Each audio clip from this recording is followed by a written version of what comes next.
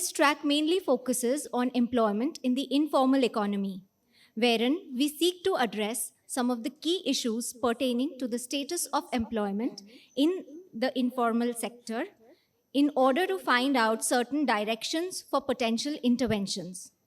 Now, for this track, we have our two keynote speakers, Dr. Uma Rani and Dr. Ravi Srivastav, joining us online.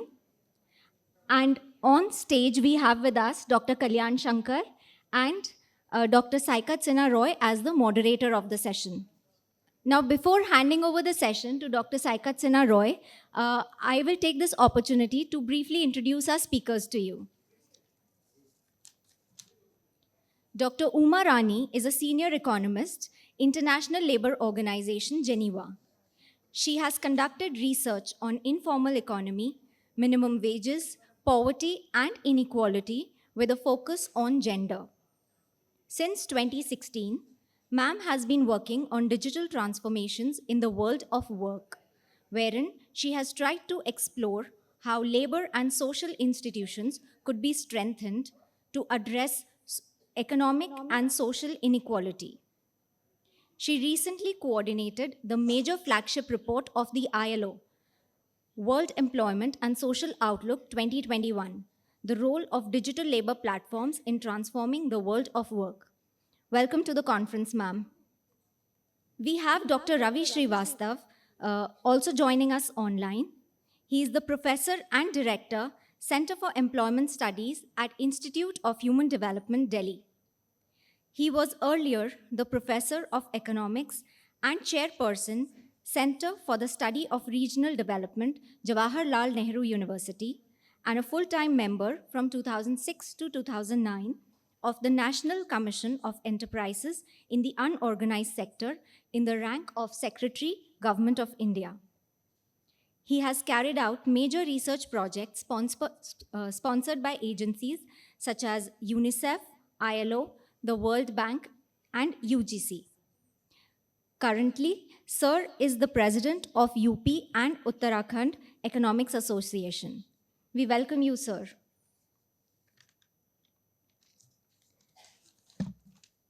We have Dr. Kalyan Shankar with us. He is an assistant professor at Symbiosis School of Economics, Pune.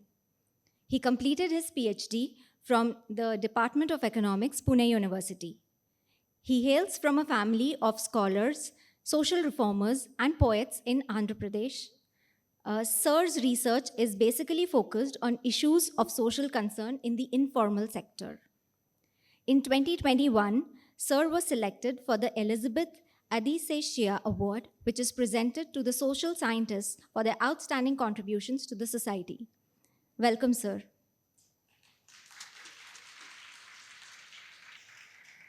Dr. Saikat Sinha Roy is the professor and head of department, Jadavpur University. He holds a PhD in economics from Center for Development Studies, Trivandrum. His areas of research interest include applied trade and development, open economy, macroeconomics, trade modeling, regional economic integration, WTO market issues. Since 2015, he has also been the joint director of the School of International Relations and Strategic Studies, Jadavpur University. Sir is also the moderator of this session. So may I request Sir to please take the session forward. Thank you. Am I audible? Okay. Thank you. I'm really grateful to Jyoti, Sudeepa, and the rest of the SSE family to have invited me. I am not a employment or labor market economist or student of economics. I do trade, but to justify me sitting here, I see it this way. I'm an applied trade economist, and trade to me is not an end in itself. So it has implications for various other macro parameters, including growth, employment, and others. So, and over the last 3-4 years, I have been working on two issues. One is impact of trade on, and especially services trade on the labor market, the wages, job polarization, and occupational mobility. The other thing being impact of trade on inequality. So wage inequality as well as income inequality. So this session, as it emerged from the earlier session, is very important, and it's a correct sequel of the earlier session. So the session is titled as, track 2 is titled as employment in the informal sector. As we all know in this room, that informal sector employment covers around 90% of total employment in the Indian economy, and there lies its significance to have a separate session or track dedicated to employment in the informal sector. Now, the National Commission for Enterprises in the Unorganized Sector also dealt with this. There are certain definitional problems, whether it's the informal sector or it's informal employment. And now, when we talk about employment in the informal sector, actually both dimensions are taken into account, and a common definition is likely to emerge. I hope the keynote speakers in this, the three erudite keynote speakers, will highlight on this issue relating to informal sector employment data and definition and data. There are other important dimensions which need to be highlighted, which I think it's there in your brochure. They should be highlighted, or I think the three key presenters, speakers, they will highlight employment sector status of different segments of the informal sector, trends in informal labor activities, in wages, migration, gendered impact, process of deregulation of the informal sector, and last but not of least importance is government measures that have impacted on employment and productivity of the informal sector. May I take the liberty of being the moderator of this session? I would be happy if any of the keynote speakers also highlight on the kind of inequality that has emerged post 2016, 2017. We heard in the morning it's demonetization, then GST, introduction of GST, and then sudden impact of COVID and relatively prolonged impact of COVID. How much it has impacted on the informal sector as well as on the inequality that emerged from this sector. Because with reverse migration that happened during COVID, most people got employed in the informal sector, and it is likely with influx of labor from urban areas to the rural areas, getting employment in the informal sector, the wages might have got depressed in the informal sector, whereas formal sector wages remained high, and presumably there is a widening gap between the formal wages and the informal wages. With this introduction, let me now call the three speakers in this order as the keynote speaker. Let me first tell you that the order that is given in the schedule, I'm not going to follow that. The two online speakers are already there online, so let the two online speakers first speak, and then the third speaker will be Kalyan Shankar. We had informally agreed on that, so he will come at the end. We cannot keep the online speakers waiting. If I allow you 30 minutes to speak, because there is another session that follows this session, will it be fine with you? Professor Srivastav, Dr. Umarani, will it be fine with you? If I give you 30 minutes to speak or 25 minutes to speak? Okay, 20 minutes to speak. That's what Kalyan tells me. You have been allotted 20 minutes to speak. So I would request you to abide by that time. And I will give you a warning at the end of the 20th minute and would request you to close by within another 2 minutes. So thank you so much. May I now request Dr. Uma Rani, senior economist at ILO Geneva, to speak, to deliver her keynote address. Dr. Uma Rani. Thank you so much, Saikat. And I'd also like to take the opportunity to thank Geeta as well as Sudeep for actually inviting me over for this conference. And I'm sorry that I couldn't be there personally. I might just derail a bit from what Saikat you said, because one of the things that I had sort of agreed with Jyoti and as well as Sudeep was to bring in another complexity and dimension to the already going on debate on informal economy, and that is the platformization of the work that we increasingly see. So my talk is going to focus largely on that, and I think what I am going to do is try to talk about the entire aspect of how this new platformization of work is creating new forms of informality, new forms of precarity and inequality as we go by. So, having that as a focus and given only 20 minutes, I think I'll just get on with what I want to say. So what we do see over the past decade is the rise of digital labor platforms, and I think all of us know about it. Many of us are using it, and this has been much more prominent during the COVID-19 pandemic, when many of us were at homes and you had delivery workers coming and delivering different kinds of goods and services in your home places so that you didn't have to move and you didn't have to be getting contaminated with COVID-19.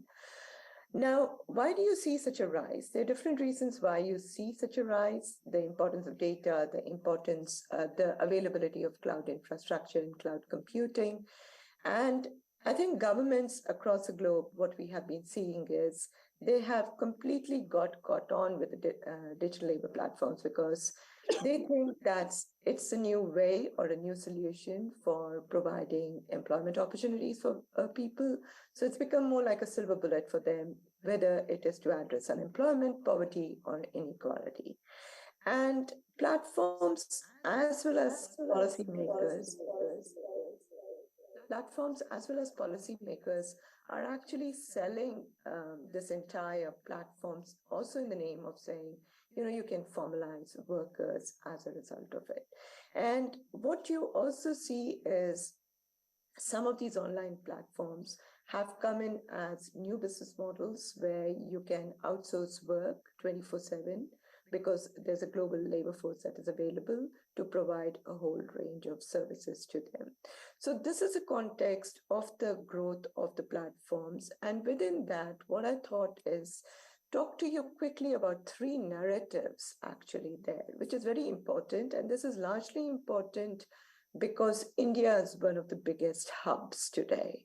And we don't even realize what the platforms are creating and the new kinds of informality that are creating. I think Saika talked about at least 93% of the Indian labor force being in informal employment. And I think with the platformization of work, we can almost go to 98, 99% of the workforce being now informal, because there'll be only 1% in certain government enterprises who will be formally employed. So the three narratives I'm going to tell you is from the perspective of the growing microtaskers.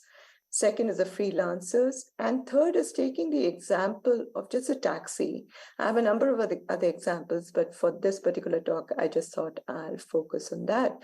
And much of the evidences that I'll be presenting comes from surveys that I have done for the major flagship report that came out in 2021 and the subsequent reports that are going to come this year where one of the reports that we are focusing is on India, where there will be a tech report coming out based on the surveys that has been done.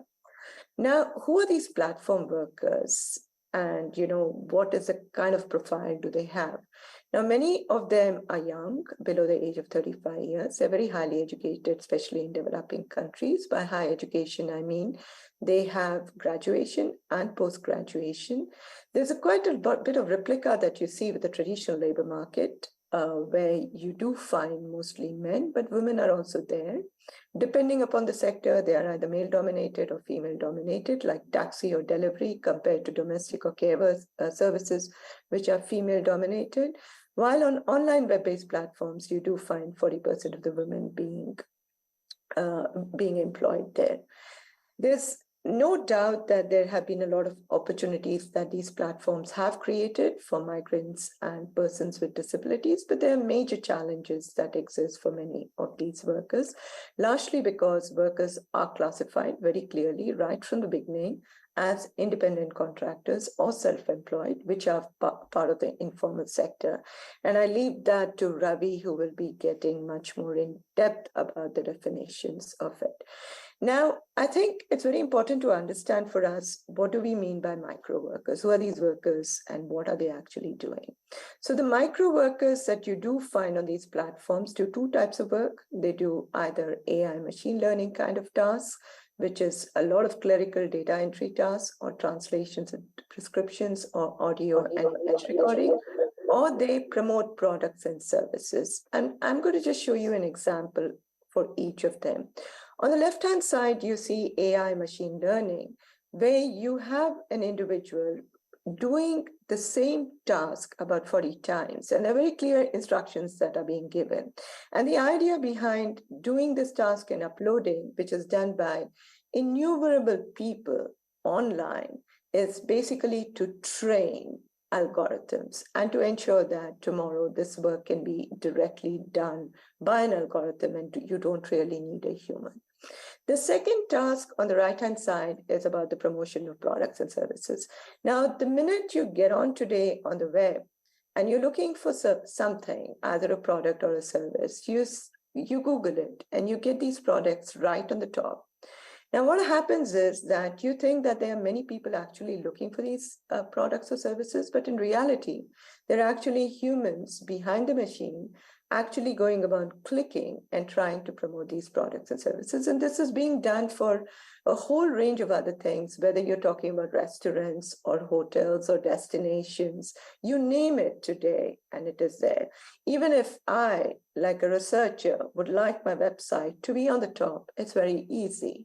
I can pay a company a few dollars or $100 per month and ensure that my website is on the top of the list because they will hire click workers to do it.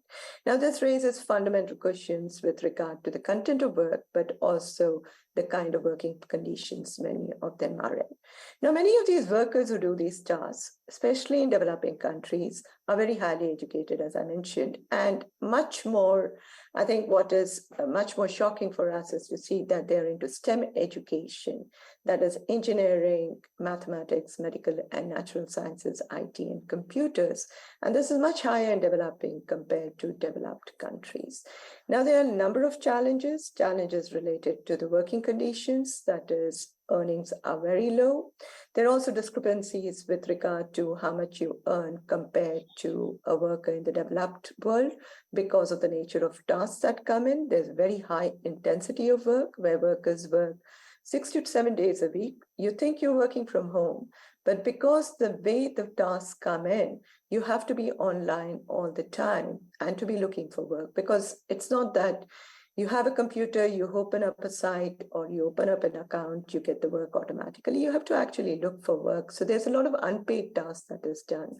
And it is possible that sometimes you do the work and you submit it and you do not get any remuneration because your work is rejected.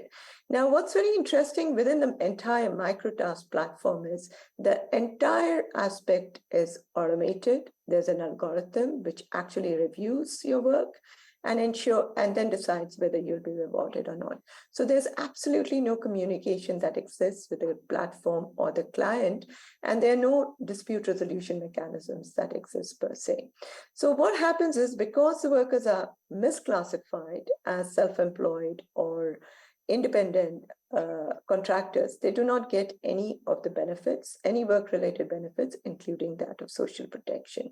Now, you might ask me that, how was this work done before? This work was earlier done within a firm, within either the developed or developing country. And this is what is being outsourced in a big way. Now, we also see earnings disparities between workers. We did a comparison of American and Indian workers on just one platform, where we found huge disparity between Indian and American workers. And even if you look at the median workers, the disparity is quite high. Now, all else equal, why do you find these differences? A part of the reason is largely because where you're based, and the second reason is because of the nature of tasks that actually come to the workers, where we have seen low-skilled tasks coming to Indian workers compared to the American workers. We also did a comparison using the NSS survey for India and the BLS survey for United States to see how does it actually compare with the traditional labor market. So, you can easily code and compare the occupations with the NSSO occupations to see what it looks like. And very clearly in India, you see that workers overall earn 64% less on these platforms compared to the traditional firms. And this disparity is much higher for women workers. Now, the second narrative I do want to talk about is about the freelance work that is happening. And this is quite troubling. Now, in India, for a very long time, we thought informality is associated with low-skilled tasks. People are not educated, and that's the reason why they are informal. The microtask already told you a sort of a story that a lot of highly educated workers are going there into the informal sector through platforms. Now, within the freelance category, what you find is the activities are quite high-end or medium-level skills, where you have computer programming, creative design, financial accounting services, legal, patent, and translation. And you find that a lot of this work today is moving on to the platforms. We do find some sort of a good skills match being there between workers' education and the kind of work they do, but there is quite a bit of mismatch that you also see in some of the sectors, especially in business and sales and marketing, where you have very highly educated workers doing these kinds of run-of-the-mill tasks, basically. Now, this is not surprising because India is one of the biggest hubs for outsourcing today. And on one of the major freelance platforms, we found out that India gets a huge amount of this outsourced work coming from United States, Canada, Ukraine, and are you able to hear me? Because I hear my own echo. Yeah, we are able to hear you. Okay. There's an echo at times, but we are able to hear you. Okay, I'll try as far as possible to be more clear. Actually, this graph shows three things very clearly and very nicely. One is whether that's the outer circle, whether it's a foreign employer or a local employer. And I'm just going to focus on India to show you that in India, much of the work that comes in is actually coming from other countries. And the size of the ball shows the inflow of US dollar that is coming into this country for these kinds of freelance tasks. And one of the reasons why it comes into India is because the median hourly earnings is quite low if you compare it with US, UK, Canada, or any of the other countries. And you can, from this figure, very clearly see how many of the developing countries have become a big hub for many of these outsourced activities to come into the picture. The challenges are very similar to that of microtasks workers, where you do find lower earnings.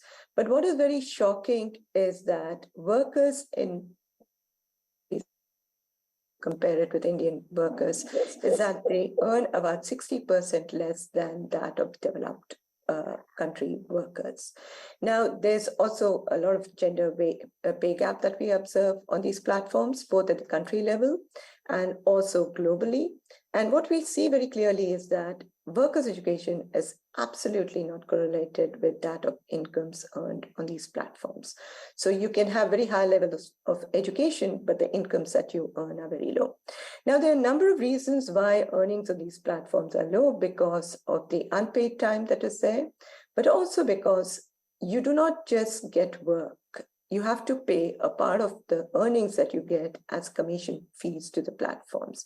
Now, this is actually against one of the conventions that we have at the ILO, the Private Employment Agency Convention 181, which very clearly specifies that workers should not be charged any types of fees, but you do find platforms charging them. Secondly, it's not that you get onto the platforms, you actually get work easily. To access this work, you have to get on to paying subscription plans or paying different types of fees. And workers also, especially in developing countries, what they do is that they subsidize their work so as to have regular access to work by accepting work for low pay or underpaying or accepting work that they would otherwise decline. And there's also geographical discrimination that we see where platforms block workers from certain countries. Now, this has led to, other mechanisms or other strategies that have been created where workers use, because they're desperate to get work. They use virtual private networks or remote desktop computers, or they purchase fake accounts, which raises a lot of ethical and moral concerns. The third directive is that of a taxi, which is an informal sector driver, basically. We are talking about self-employed drivers here. Now, these workers who were driving taxis, they could be under three categories normally, either the self-employed, or they could be casual workers working on a daily basis for a taxi company, or they could be salaried working for either individuals or firms. Now, with the entry of the platforms, they have actually affected much more the self-employed workers in a large way, and that's where the problems are. Now, many of these workers, irrespective of whether they were in the traditional or in the platform, they get into these kinds of activities because of lack of employment opportunities, or they think pay is much better, or there's some sort of a flexibility that is there. But the employment status in the context of developing countries, we do not really get into the whole issue of whether that should be an employee or this should be a self-employed, because many of them have been in self-employed. And being in self-employed also meant that they had the freedom, the flexibility, and the autonomy to decide which passenger they want to take and when they do want to work. But many of the self-employed drivers were attracted to these taxi platforms largely because of the incentives and the bonuses that the platforms gave initially and the rewards. So many of them came and joined in. Now, what we see is that while this attraction was there, for an initial period, many of these taxi drivers earned a lot of money, but over a period of time, this actually came down tremendously. And this also had an impact on the traditional taxi drivers per se, because they did not have enough work because consumers rather preferred to go and get platform workers. So this also led to the disruption of the traditional low cost. Now, over a period of time, what we do see is that taxi workers on platforms are facing a number of challenges because they get work only if they have very good ratings and customer reviews, and they are monitored on a regular basis and surveilled. And if they actually refuse a particular job, they do not get access to work, and their accounts can be deactivated without any notification or anything. So what you see very clearly in the taxi platforms is that self-employed workers who got onto the platforms with the hope of getting more work, more income, are further actually being precaritized as a result of the monitoring surveillance that is being introduced by the taxi platforms and the kind of rating and customer reviewing system that has been done.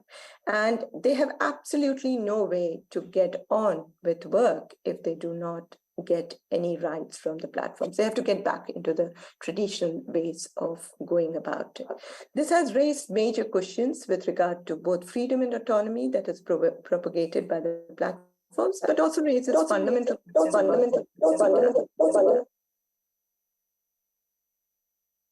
One of the way forwards could be about regulating the platforms, that is the employment status, and giving them the right to bargain collectively, as well as bringing about transparency and accountability in algorithms and ratings. But I think more importantly, what we need, and that's where probably India needs to move, is job creation policies to improve opportunities in the local labor market, and to ensure that the consumer mindset is actually changed and made aware as to what the repercussions on the labor markets are. And I think another point that is very important for us and where policymakers need to put a bit more emphasis is on the importance of formal education and accessing them with work that is commensurate with education rather than leaving it to the platforms to define the future of the Indian workforce. Thank you so much for listening to me.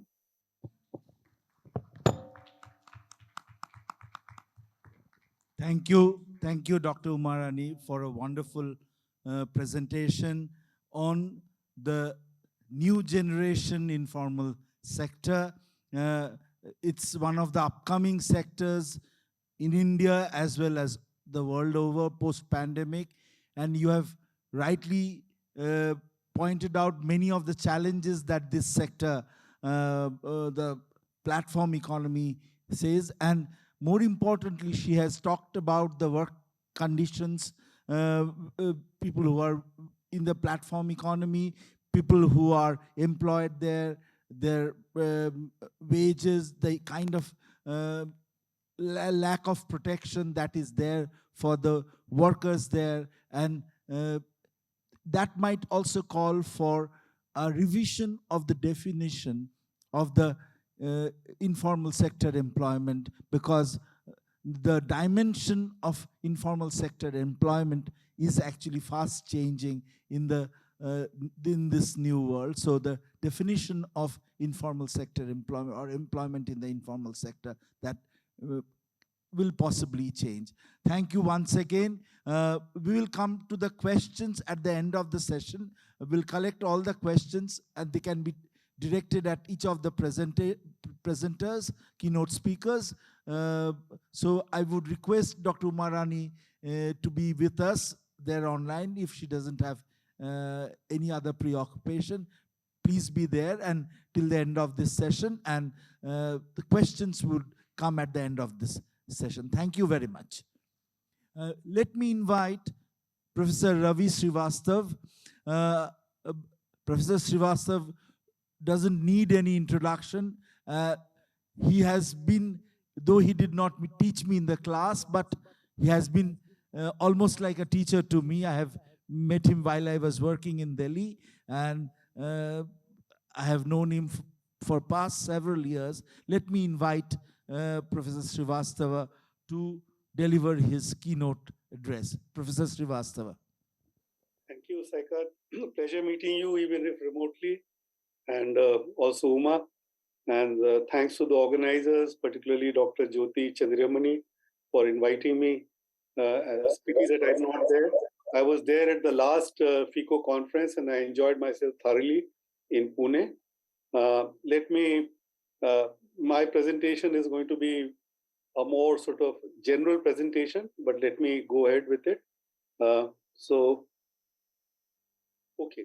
So I'm going to look at only some facets. It's going to be at a general level.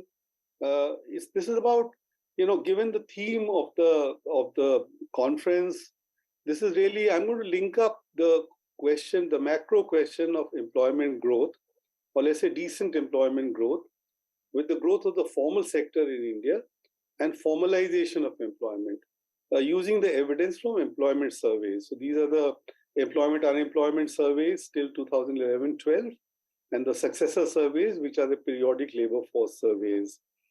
So, most of you know And you are aware of the fact that since liberalization, since the early 90s in particular, a number of policy steps have been taken to dismantle measures which constrain the growth of the formal and formal sector in India and supposedly promoted inefficient, tiny and informal sector enterprises. This started very early on in the 90s.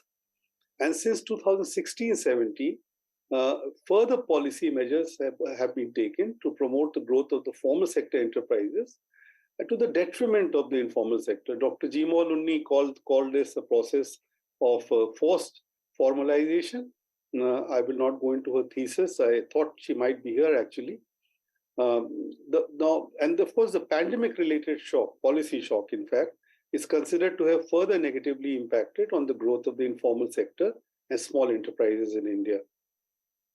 Since 2014, a number of steps have also been taken to reform the two major social security organizations in India, the ESIC and the EPFO, in order to increase the level of formalization in the formal sector in India.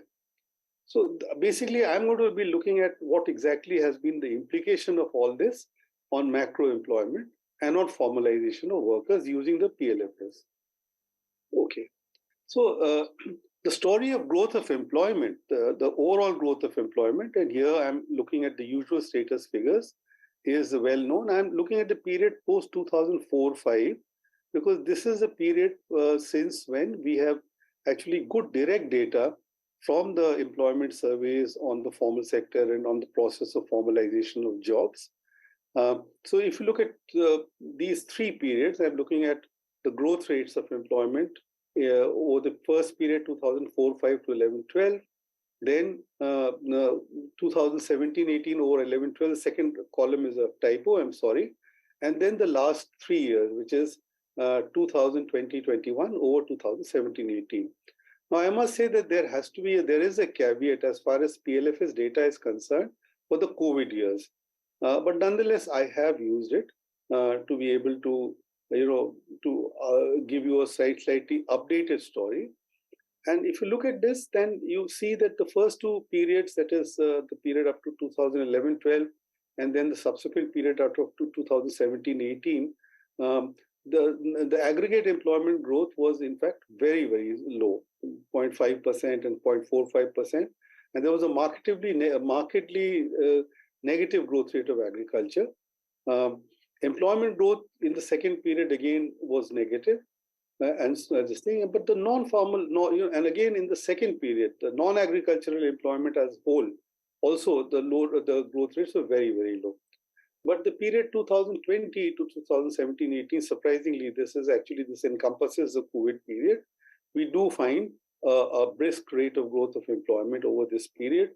Although the quality of this employment, even though DLFS captures this aggregate rate of employment growth and sectoral rate of employment growth, much can be said about the quality of employment growth over this period, and maybe I'll say something about that.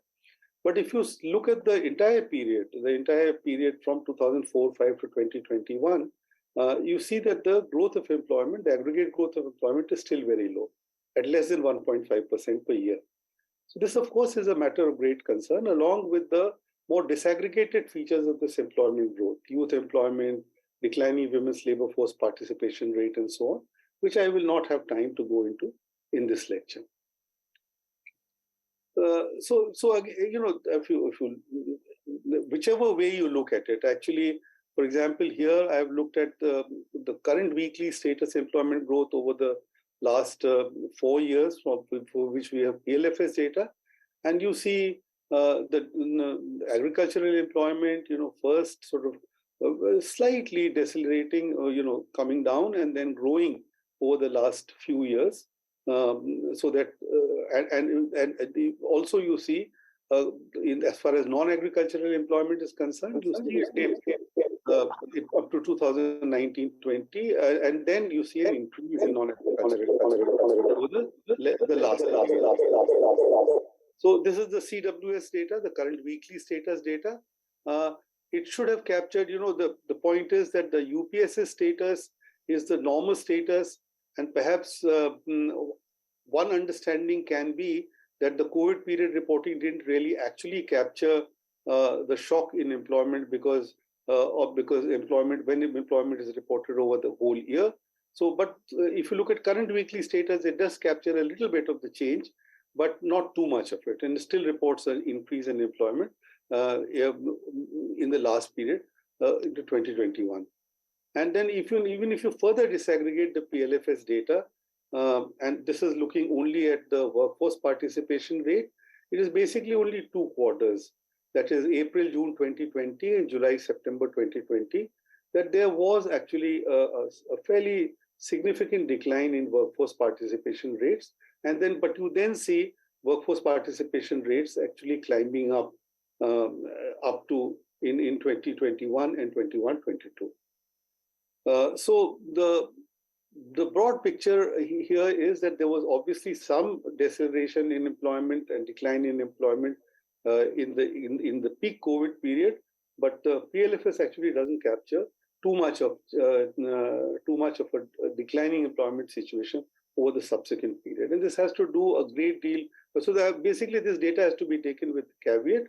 I'm not going to go into the details and the problems with PLFS data. Unfortunately, all the data that we have with the PLFS or CMIE, and so on, there are problems associated with it during the COVID years.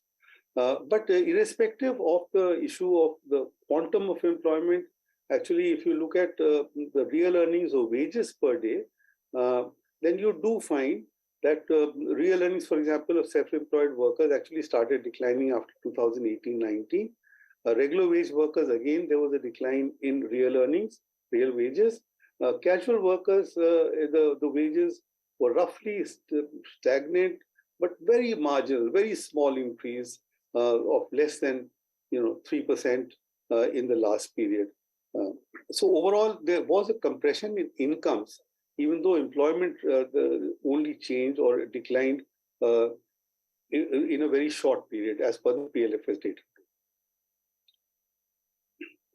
Now, the interesting thing here is in this first graph, actually, I'm only capturing the pre-COVID change. In the percentage share of formal sector employment in non-agricultural employment.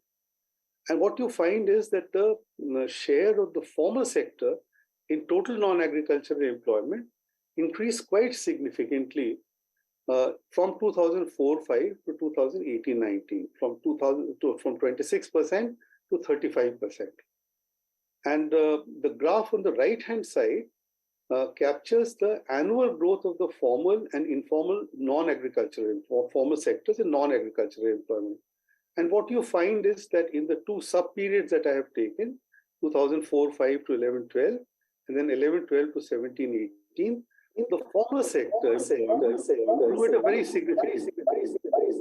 In the first period, while formal sector employment grew from a low base by 6.42% a year, informal sector employment grew at 1.86%.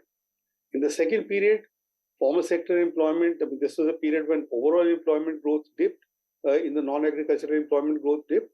But even in this period, formal sector employment grew at 2.72% per year, whereas informal sector employment grew at 1.05% per year. In other words, basically the formal sector has indeed shown a very promising growth rate, even in employment terms, over the period that I have been able to depict here because of the data limitations. Okay, this is basically looking at this now, the same kind of data over a slightly longer period, but we also look, we not only look at only the total, we look at formal sector total employment, but I've also given the breakdown of the formal workers in the formal sector and the informal workers in the formal sector. And there's a period of time where you see that is again between 2011, 12 and 17, 18, you do see that the formal workers in the formal sector growth was slightly higher than the growth of the informal workers in the within the formal sector itself, right? So there was a slow rate, and formal workers, definitionally, let me also point out that the definitions that we have used for the formal and informal sector in this presentation, as well as formal and informal employment, have been taken from ILO's definitions, but adapted to the availability of data in Indian conditions. If there are any further questions of this, I'll be able to elaborate later. So you do have this overall trend that within while formal sector employment grew, informal employment and formal employment grew at slightly different rates over this entire period of time. Now, this actually gives you the share of the formal sector and the formal workers in the formal sector and formal workers in total employment. And again, if you look at this, this is a share of the formal sector in total employment, not just in non-agricultural employment. And you see that while the formal sector in total employment declined in the first period, then there's been a gradual increase in the share of the formal sector in total employment, including agricultural employment. And the share of formal workers in the formal sector also you see increased in the first two sub-periods, and then has remained roughly constant. But as far as the total economy is concerned, the share of formal workers in the total economy has roughly remained constant at about 10%, roughly 10% since 2017-18. So it has not grown since then. If you look at the percentage share of the formal sector, the formal workers in the formal sector and formal workers in total non-agricultural employment, I think this is a repeat. Sorry, So this is shares.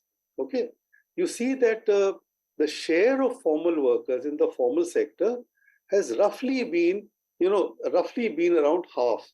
So it was 56%, the share of formal workers initially in 2004-05, declined to 43.81%. So informalization increased in the formal sector and then gradually increased to about 52%.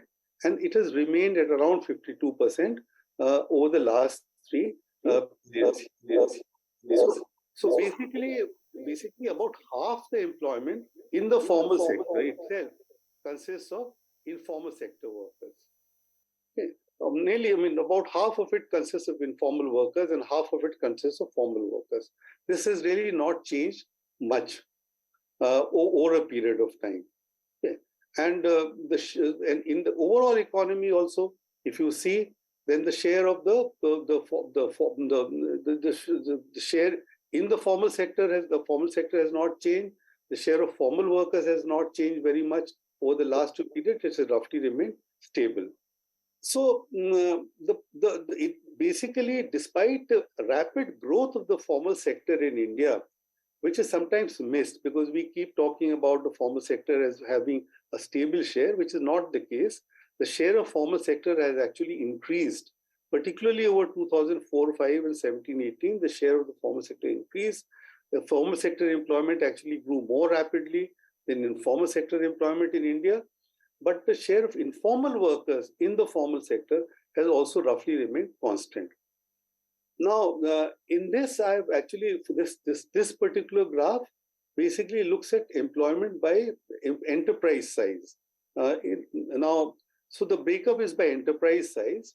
The top line represents the smallest enterprises employing less than 6 workers. And this, of course, gives us the largest share, as I should show. The largest share of employment comes from these enterprises. And then we have the contributions of the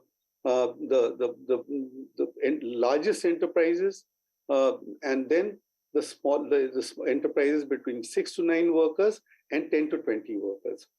And what you find is that it's the share of the 10 to 20 workers, which is actually the numbers in that range 10 to 20. This has seen a very, very slow rate of increase over this entire period. Okay. And this can be seen from the shares. Now, this is the share of employment by enterprise size in the economy. So the smallest enterprises, their share in total employment is the highest. It used to be 72%, but has gradually dipped to 65%. And the bottommost line represents the share of employment in the enterprises which are between 10 and 20 workers. Technically, these are in the formal sector, but their share has also declined it initially rose from 6.38% to 7.7% and then 7.8%, but then it has gradually declined to 5.9%. So the largest decline in shares actually had been in the smallest enterprises, and then in the enterprises in the share of 10 to 20 workers. Okay. On the other hand, you find that there has been a steady growth in the share of enterprises employing more than 20 workers. So that share has grown, and there has been a smaller increase also in enterprises employing between 6 to 9 workers. Okay. So the basically in total employment, it is the larger enterprises employing more than 20 workers. That is the only breakup that we have from the PLFS, which has grown the most significantly. The smallest enterprises have lost out, but also the enterprises employing between 10 and 19 workers. Okay. Now, so just to recapitulate, number one, the formal sector employment in India has grown at a rapid rate, at least up to the beginning of the COVID or in the pre-COVID period. But formalization of employment has not kept pace. Nearly half or more than half the workers in the formal sector in India continue to be informally employed. Now, if you look at the growth rate of different segments of enterprises, what we find is that within the formal sector, the larger enterprises, their contribution to employment has grown. But in the more recent period, it is the smaller enterprises, that is the 10 to 19 workers, employing 10 to 19 workers, whose contribution has declined, as also workers employing only 0 to 6 workers. So there are specific strata of enterprises who have lost out in the share of employment. And this is basically, so smaller enterprises and a large segment of informal sector enterprises have lost out, whereas the larger enterprises, their contribution in employment terms also, and these are very capital intensive enterprises, has grown over this period. Okay. Now, the ILO uses the definition when I talk about formalization, and when I say, half the formal sector is informally employed, or that overall in the economy, 10% of workers are formal workers, I'm using the ILO definition. And the ILO definition of formalization relates formalization to access to employer-provided social security. Okay, but this, in my view, is a very weak definition of formalization. The reason for that is that that social security is contingent on a person having a job. So if a person doesn't have a job, the person is not also entitled to either EPF or to ESIC benefits and so on and so forth. Professor So Srivastava, this is basically weak formalization. Strong formalization would exist if a person had a stable job or had job security and also had social security. That would be, in my view, a stronger dimension of formalization. So in these graphs, I have given for the pre-COVID period 3 points of time in this table: 2004, 5, 11, 12, and 18, 19. I have given 3 different criteria. All these three criteria were actually existed. The ILO actually referred to these 3 criteria after 2013, but recently it has actually narrowed down the criteria of formalization to social security and paid leave, basically long-term this time. But a written contract or job security no longer figures in the formalization definition of social security. And if you look at these figures, what you find is, for example, if you look at the percentage of workers with no written contract or paid leave in the formal sector, you find that their percentage has continuously gone down over the years. So whether you look at all workers, whether you look at the only formal sector, non-farm enterprises, or you look at only regular workers in the formal sector, the 3 sets of workers who are constituting the formal sector, you find for all 3, whether you look at regular workers, whether you look at the non-farm enterprises, whether you look at all formal sector enterprises, you find that the percentage of workers without has actually gone down much less compared to those without social security. Okay, there has been some decline, but there's quite a clear disjuncture between these three categories, and there is a much larger percentage of workers who are without any kind of job security, which means that they will be in and out of the social security net all the time. Let me skip this slide and sum up by saying that actually, despite the overall increase in employment shown in the most recent period by the PLFS, the long-term employment crisis persists. Figures for the period till 2018-19 show that the formal sector employment has grown at a faster rate than informal sector, albeit from a low base. A further disaggregation shows that employment growth slowed down in the smaller enterprises in the formal sector, as well as the smaller enterprises in the informal sector. The strategy of top-heavy formalization seems to have been successful, with the capital-intensive segment of industry showing high rates of capital accumulation and profitability. Together with the premium on high skills, this strategy is contributing to higher levels of wealth and income inequality. Okay, but the emphasis on the formal sector with high capital intensity and not on these small enterprises which are labor intensive is actually exacerbating the employment crisis in India. The rapid growth of the formal sector, along with the focus on social security reforms, should have provided a fillip to formalization of employment. But even using the weak criteria of formal employment suggested by the ILO, it is obvious that a large part of the formal sector employment, more than half, remains informally employed, with little change in the overall level of informality in the economy. Since access to social security, which we have called weak formality, is contingent on a job, we have looked at other dimensions, including a minimum level of job security, holding a written contract, and so on, which has steadily declined. So, my conclusion is that actually the strategy that we have adopted, which has actually pinned its hope on the more capital-intensive formal sector, has not delivered either on aggregate employment or on creating sufficient number of formal or decent jobs in the economy. Let me stop here.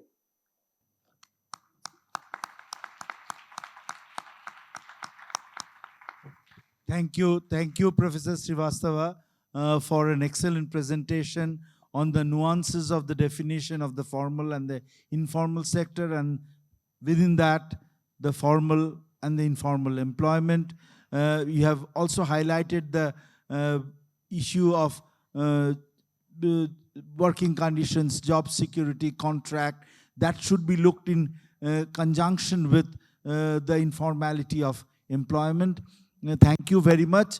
My role here is, I don't have the audacity of summarizing what the keynote presenters are presenting. All of you have heard them. So the questions will be there for you at the end of the all the three presentations, Professor Srivastava. So please wait till then. We have one more keynote speaker, Dr. Kalyan Shankar from the Symbiosis School of Economics. Let me request Professor Shankar to present his keynote. Yeah.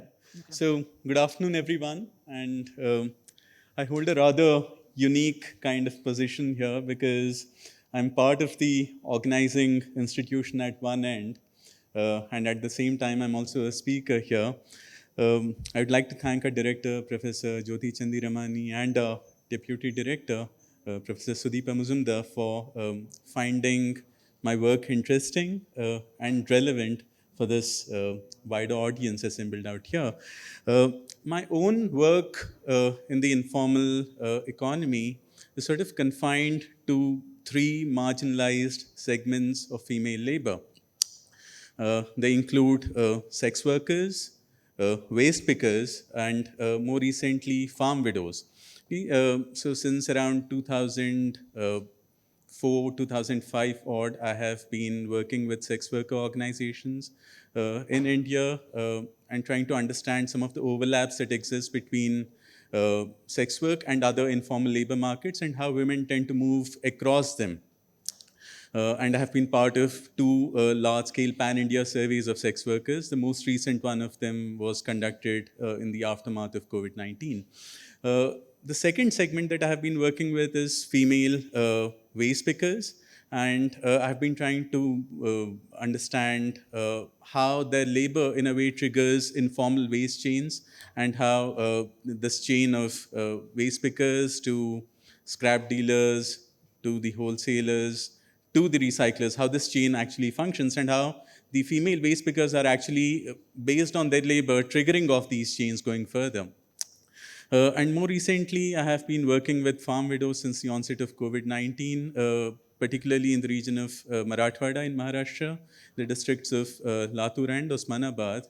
And I've been trying to map some of the concerns pertaining to land rights, and also about access to governmental schemes for them.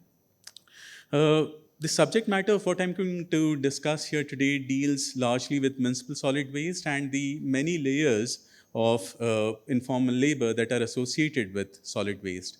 Now, waste is something which sort of concerns all of us, given that in some way or the other we end up producing it. Right? And particularly in gatherings like these, at the end of the conference, you would, if you just look around, you start realizing about the amount of waste which is getting generated for us, right? And the least we can do is to try to be sensitive to what is happening around us. And from this perspective, I think it's also important to start looking at the many afterlives of waste. So questions such as what happens to it, who handles waste, where does it go, and how does waste in a way affect us? Okay. And these are some questions, broad questions that I have been trying to grapple with both as an academician and as an activist working with organizations of waste pickers. Okay. Now, since around 2014 odd, I've been trying to document two very contrasting kinds of struggles which are centered on waste. On the one hand, we have the struggles of waste pickers to articulate a right to waste for themselves, which is what I'm going to talk about a bit more in the lecture. So waste pickers, on the one hand, are trying to articulate a right to waste for themselves. And this is a sort of important right to have, given that a loss of access to waste would also correspond to a loss of livelihoods for them. So when I'm saying a right to waste, it's about being able to access waste and be able to derive the value which is hidden in waste without any kind of hindrance or harassment from other parties here. Okay. On the other hand, we find across India that there is an equally strong movement for a right against waste. And this is sort of coming through from smaller population clusters which are living in the vicinity of urban landfills. And Pune is a very good example of that, because for the past 20 odd years, the village, which has become the site for the landfill in the city, has been protesting or has been periodically protesting against the city. Right? That we don't really want that waste to come to us. And in a way, it's a powerful movement, because there's a lot at stake out there, and that they are actually deriving all of the stigma of waste without actually handling it like waste pickers do, but merely because of the physical proximity that they have to waste, right? And in many ways, we tend to find that this proximity is actually impacting social relations in the village, right? So there are documented cases of how the men in the village find it very difficult to find brides for themselves, right? Because of their connections with waste, right? So now both of these struggles, the right to waste and the right against waste, have an underlying element of social justice to them, right? And I think that the course of both of these struggles, in a way, are going to shape urban environment for us in the years to come. Now, today in this talk, I would be talking specifically only about the first part of that, which is the right to waste, which is concerning waste pickers. And my understanding of waste and my understanding of this right is derived largely on my fieldwork based here right in Pune. And just to give you some figures here, as a city, Pune produces roughly around 2,000 odd tons of waste. For a long time, we were quoting figures of around 1,600 tons on a daily basis. I mean, these are humongous quantities, actually. I would suggest all of you to not look at waste purely from the lens of numbers, because it, in a way, takes away the impact of it or the sensorial impact of it. The real understanding of waste can only be derived when you actually visit some of the sites of waste to understand the quantities that I'm talking of here. So Pune produces, as I said, something like 2,000 odd tons of waste on a daily basis. On a comparative note, Pune is definitely not the largest waste producer in the country because you have got cities like Mumbai, Delhi, which produce anywhere between 10,000 to 12,000 tons of waste on a daily basis. So these are much, much bigger quantities here. But what is sort of unique to Pune is, and which is what sets it apart from other cities, is that it has had a long history of collectivization of waste pickers. So starting from 1993, the waste pickers in the city were organized to form a trade union of their own, which is referred as the Kagad Kats Patra Kashtakari Panchayat, which roughly translates into a trade union of those who are into the collection of paper, glass, and metals. And today, this organization has some 10,000 odd registered members. Now, definitely, this is not the universe of waste pickers in the city, but that's a substantial number in itself. Now, coming to 2007, the trade union floated a sister concern of its own, which is called Swachh. And which entered into a contract with the Pune Municipal Corporation for the purpose of door-to-door collection of waste. So for all of you who are in Pune, you must have noticed these push carts being driven by women which move around the city. So these are all women who are part of this cooperative of waste pickers called as Swachh, right? And which has been roped in by the municipal corporation for the purpose of door-to-door collection of waste, right? So, in case of Pune, what we find is that this journey of a right to waste for the waste pickers has a sort of organizational aegis or an organizational structure to it, right? And my own work in waste has been derived to a great extent based on the interactions that I've had with these twin sister organizations here in Pune. Now, very early in our field work here in Pune, we came across one of the landmark slogans of the waste pickers, which they had used in one of their protest rallies. And the slogan said something like this, Kachra amcha hakkacha, and nahi kunacha bapacha. So in a way, literally, if I have to translate it, it would mean that waste rightfully belongs to us and not to somebody's father. And metaphorically, what they were trying to convey here is that waste actually belongs to those who actively labor on it, rather than the sort of inert, passive ownership which the urban local body has, right?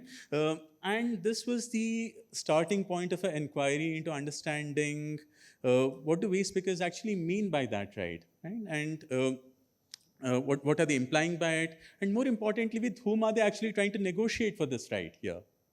Okay. And this led to a further set of questions for us here.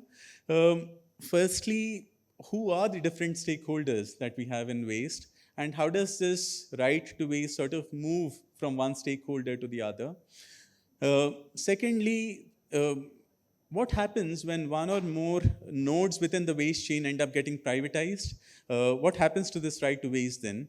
And thirdly, what are the options available for waste pickers to ensure that they have unfettered access to waste in the city? So to begin with the first part of the question, which is stakeholders in waste. Now, broadly speaking, we could identify 4 sets of stakeholders in waste. Firstly, we have households. Households are the primary producers of waste, and from that lens, they are also the primary owners of it. And this right actually gets transferred once waste is deposited into the public systems of waste collection. And in some cases, we are all familiar with it, that households in a way accumulate waste and want to derive that value themselves rather than pushing it out into the public system. So we have got newspapers, raddi, scrap, bhangar, all of which households tend to sell, right, and derive the transactional value which is associated with it rather than putting it into the public systems. Now, collection of waste from the households has always been a sort of missing link within the waste chains. And the prevalent norm was always for the municipalities to provide for public bins or receptacles where waste would get dumped by the households, and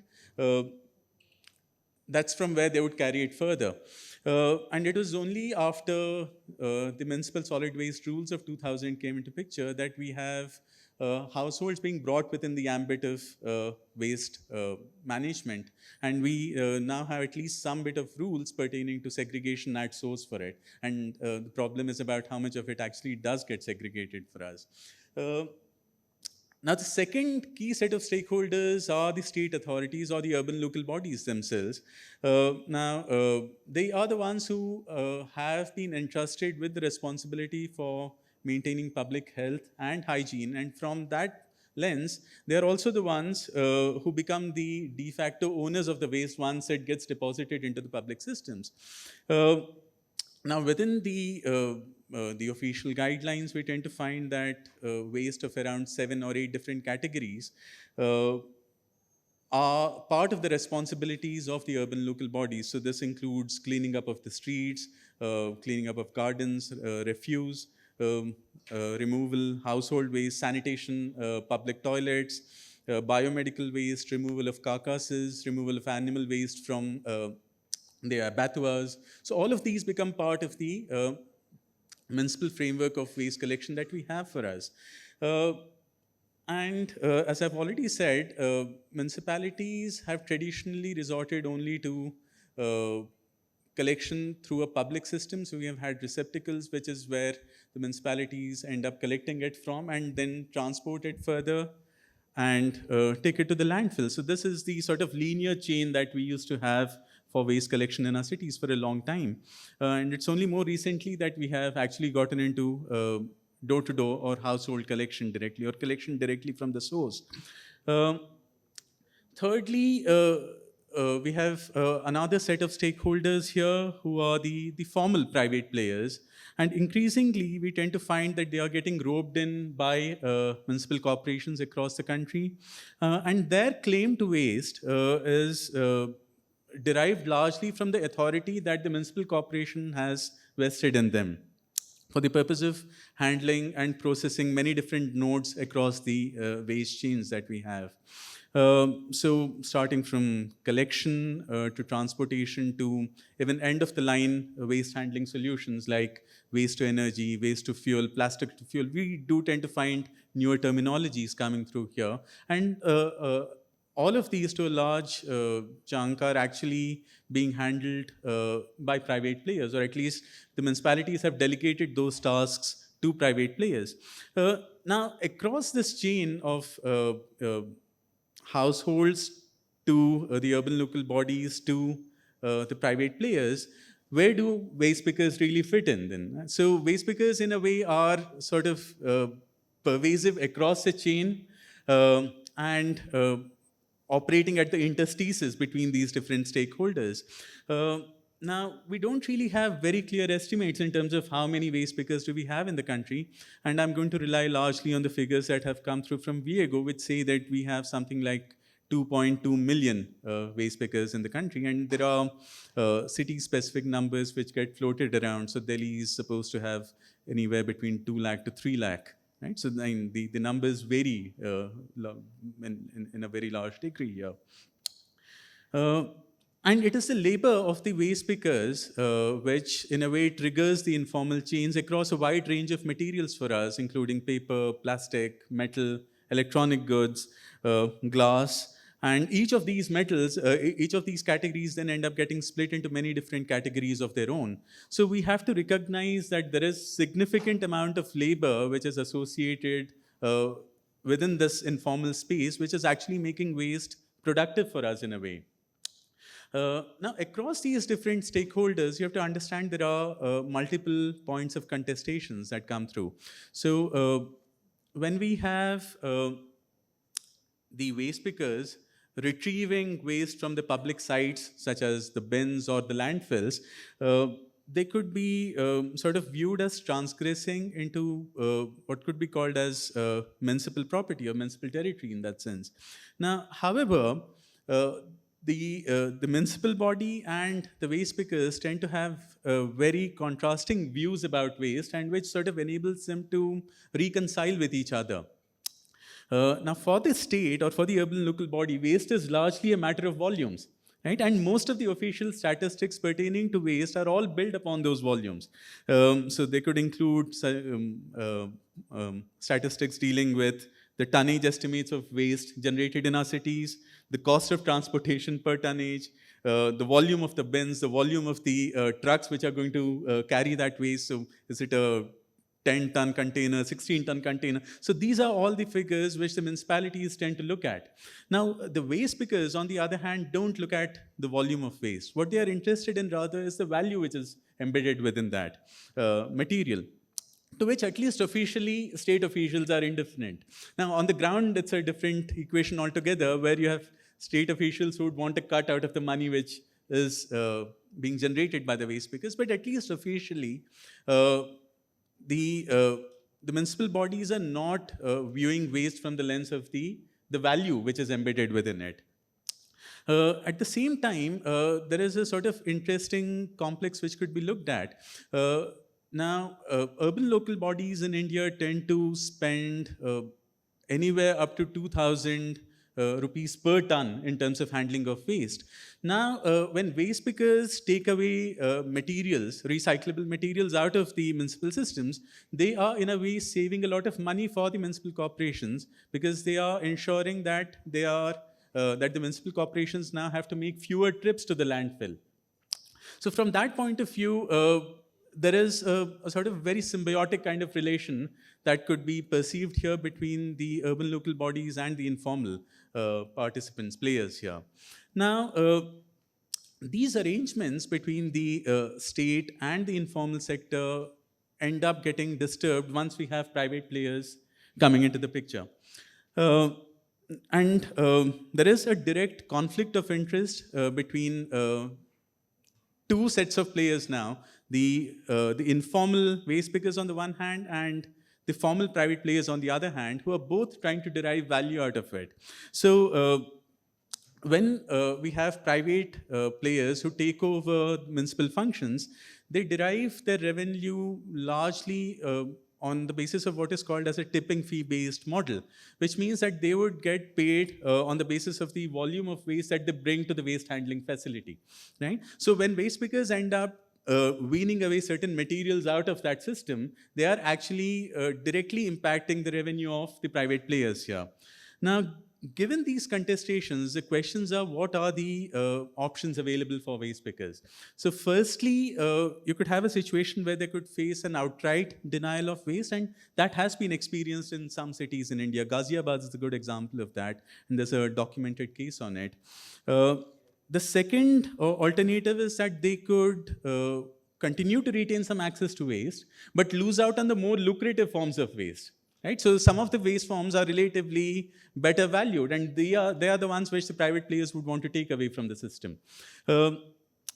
Thirdly, you could have a situation where waste pickers end up getting co-opted into the private firms as waged employees or operating on minimum wages out here.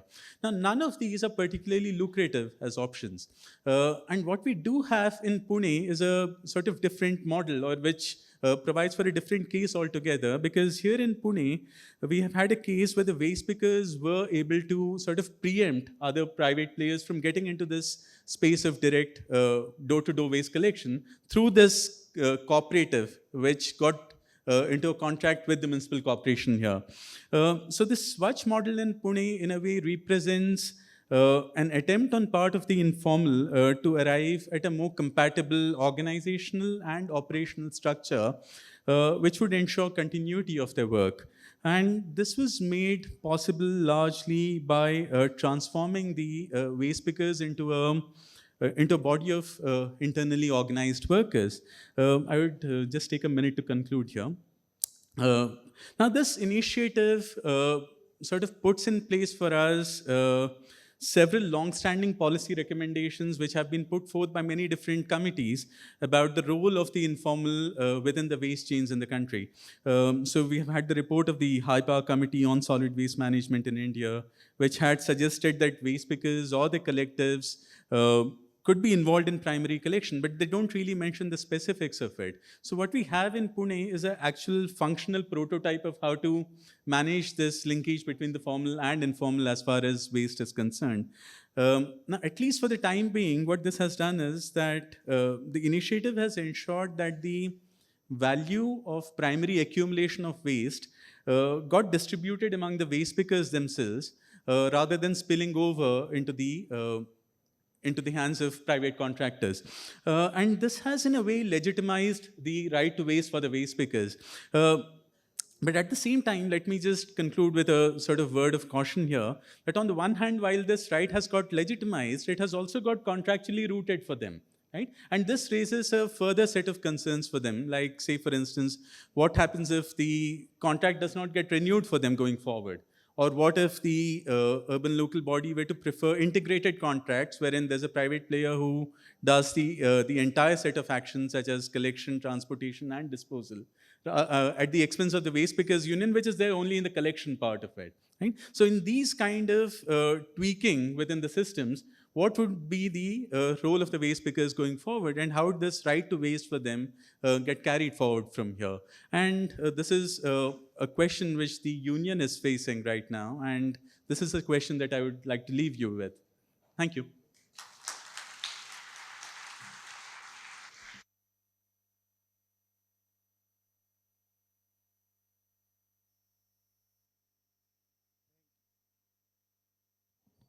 Thank you, Kalyan Shankar.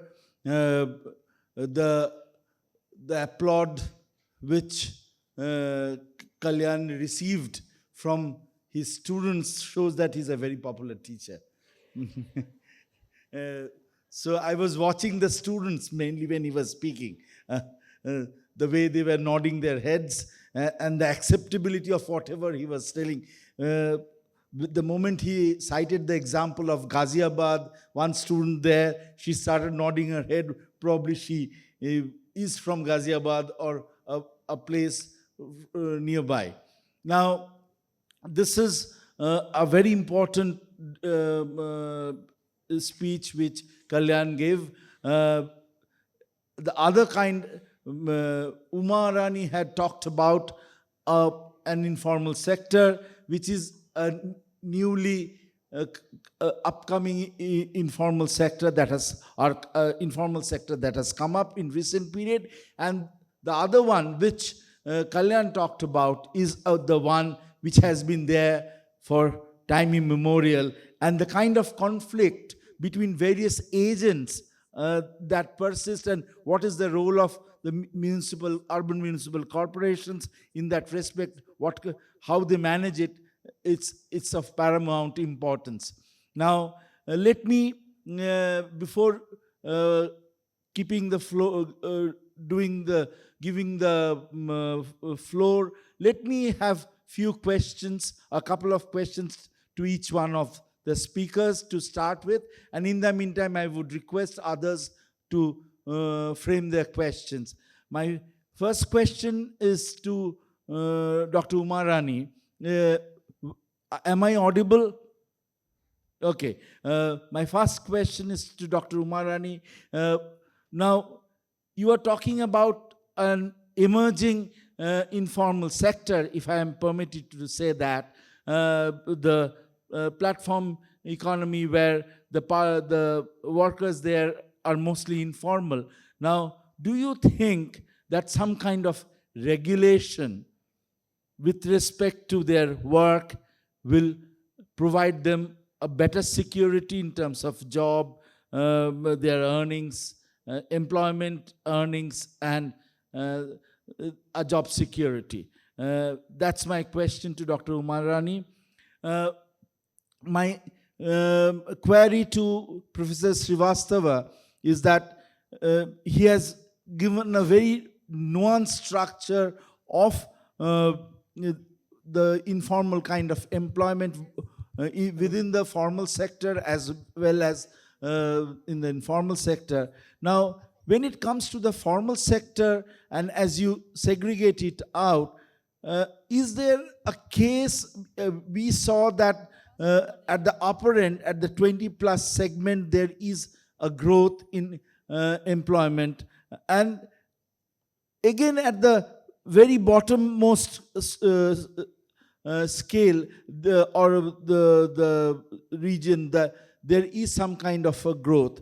Now, do you mean that there is some kind of petering out in the middle, the two extreme points in the scale, they are benefiting in this process, that there's a growth of informal employment at the top end as well as the bottom end, or total employment at the top end and at the bottom end? That's my question to Professor Srivastav.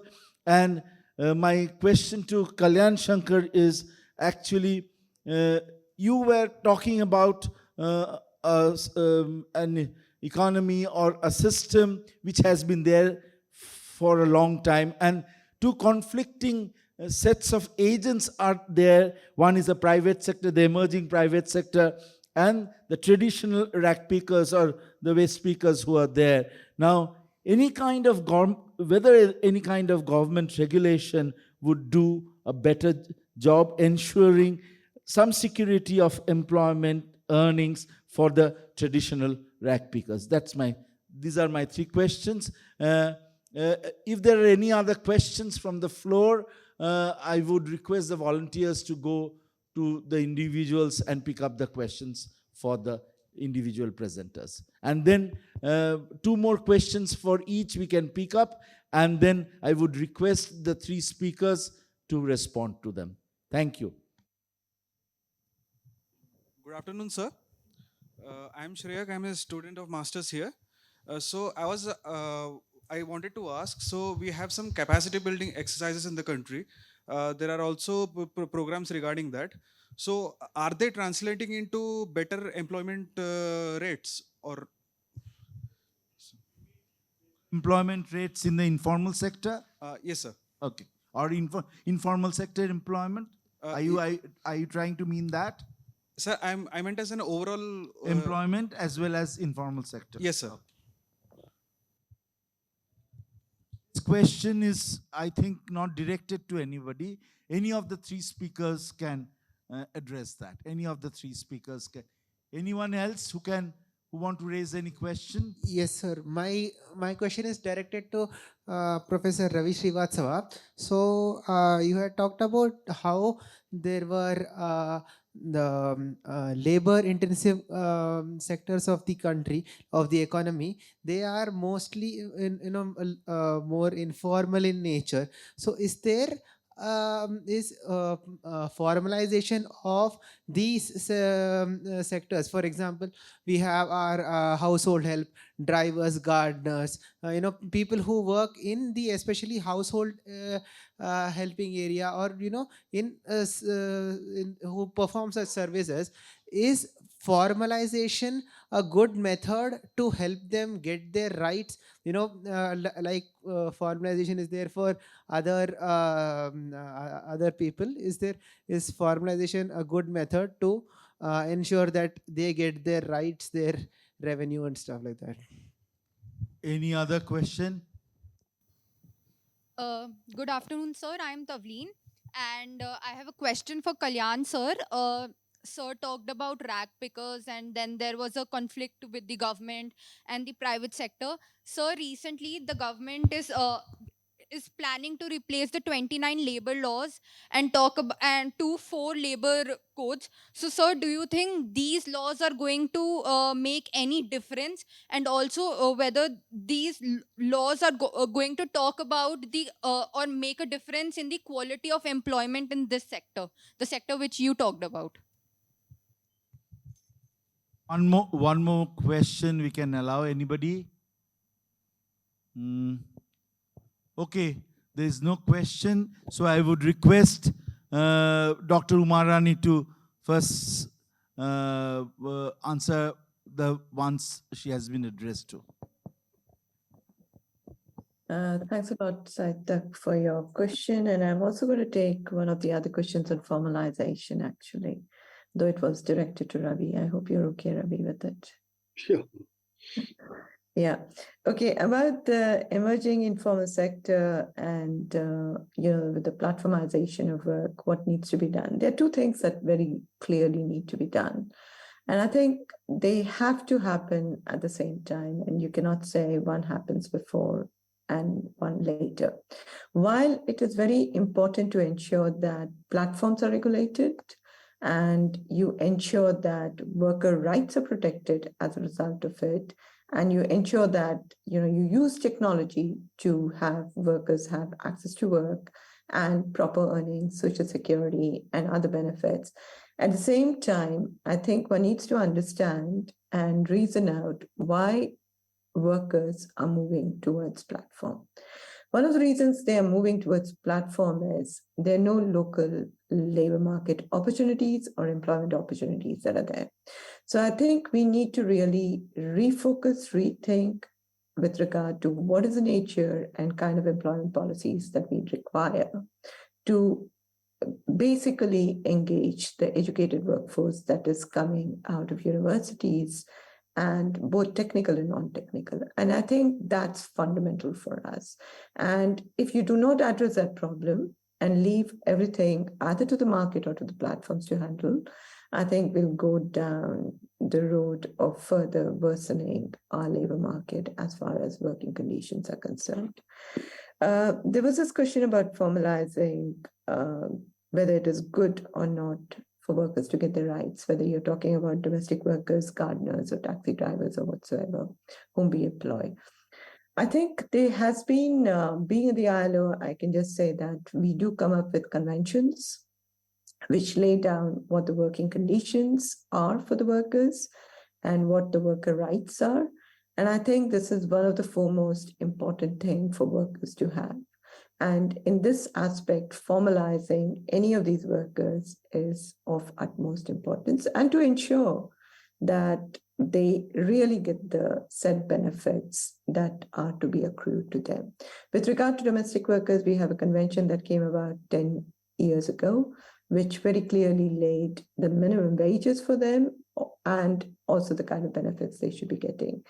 And if much of this is being provided and if a contract is given to them, I think that would lead to more security and stability in their incomes, their livelihoods. And that's also something very good for our economy and for the well-being of the society per se. So I think it's fundamentally important for all to have that. Thank you very much. Thank you, Uma. Let me invite Professor Srivastava to tell his position on the questions that are being raised to him. Thanks, Saika.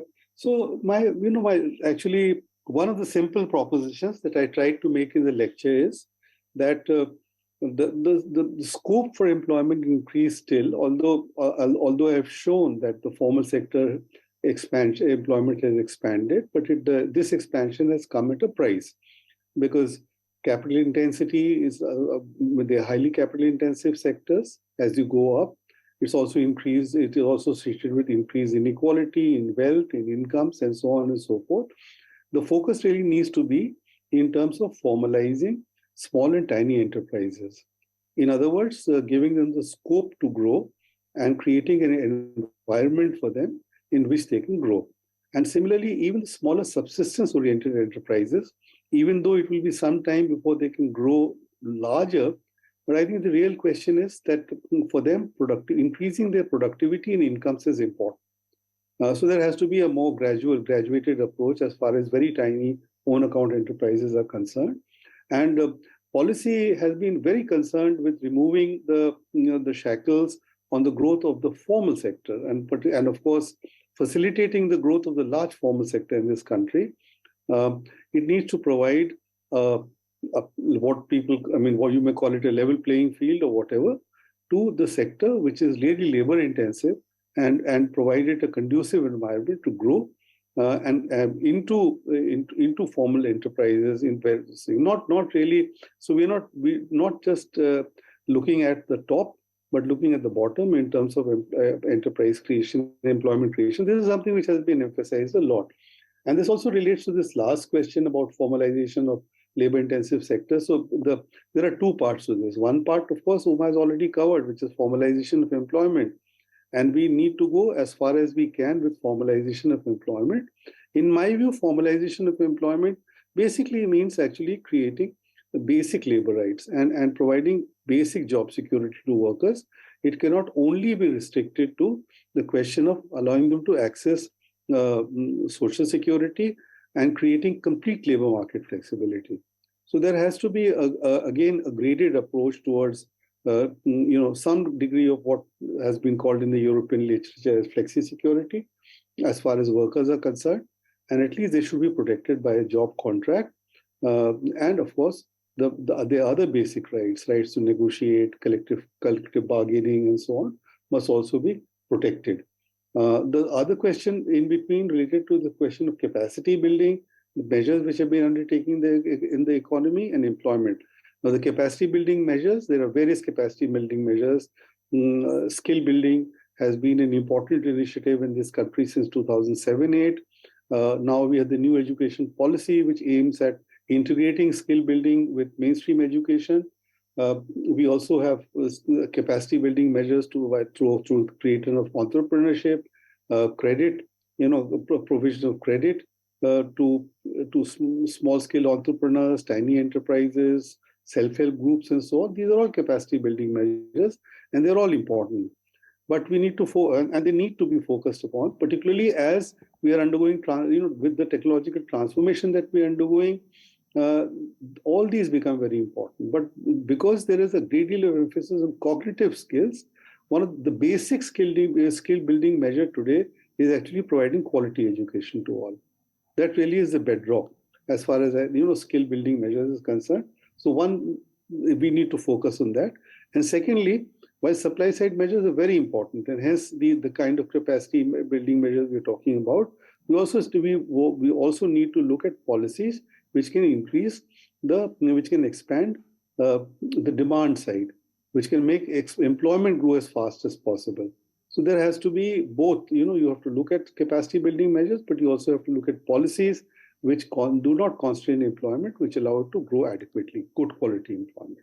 Thank you, Professor Srivastava. As a sequel to what you just said, actually, in the process of this formalization of the informal, and if you take the formal sector and the informal sector, when you talk about productivity, whether productivity has grown or not in these segments, what has happened in most of these segments because of deregulation and better skilling of jobs and the processes, what has happened, capital deepening has happened in the formal sector as well as in the informal sector. And that is actually, instead of productivity increasing for both formal workers and informal workers, what has happened in this enterprises, actually capital deepening has happened. And this is amply evident across in the literature on India. Now, thank you, Dr. Srivastava. Now the floor is yours,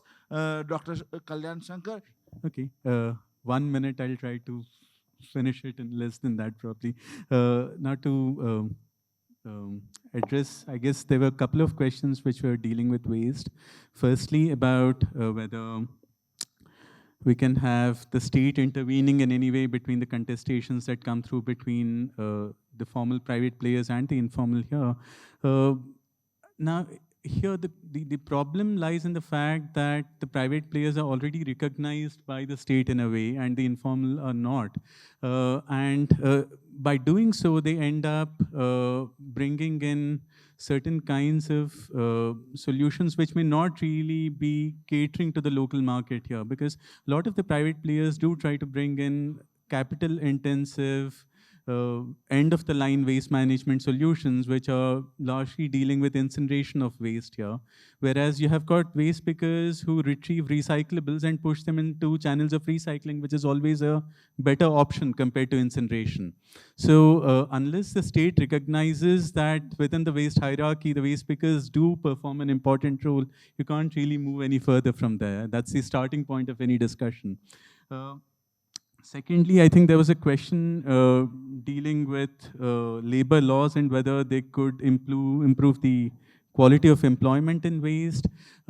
Please understand that we already have a surfeit of laws which are trying to regulate waste. So since the formation of the municipal solid waste rules of 2000, we have had a host of official guidelines, rules coming through, which all fall within the ambit of the Environment Protection Act.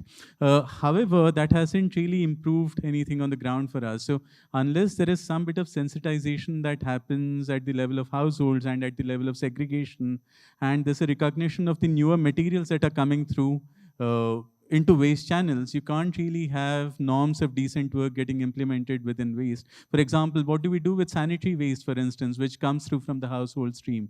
How do we ensure that the people who are handling it don't have to handle it, right? So, I mean, these are sort of introspective questions that would have to be resolved only through greater sensitization of households in the process.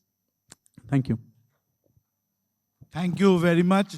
Let us give a big hand to all the three speakers. Thank you, Professor Srivastava. Thank you, Dr. Umarani. And thank you, Dr. Kalyan Shankar. Thanks to SSC for this important session.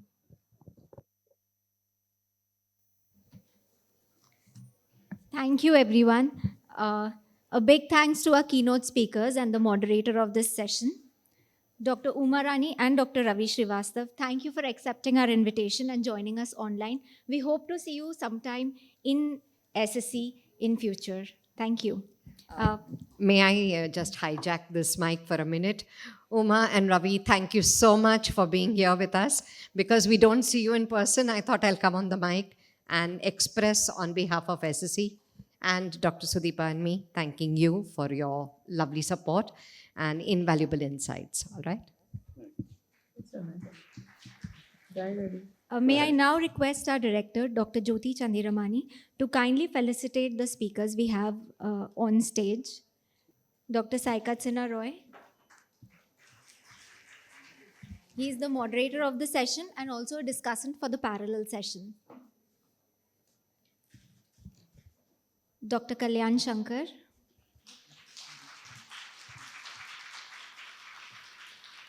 And Dr. Amarnath Tripathi.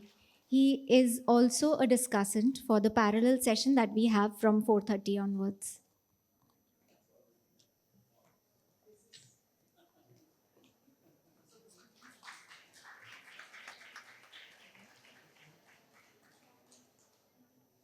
Thank you so much, everyone.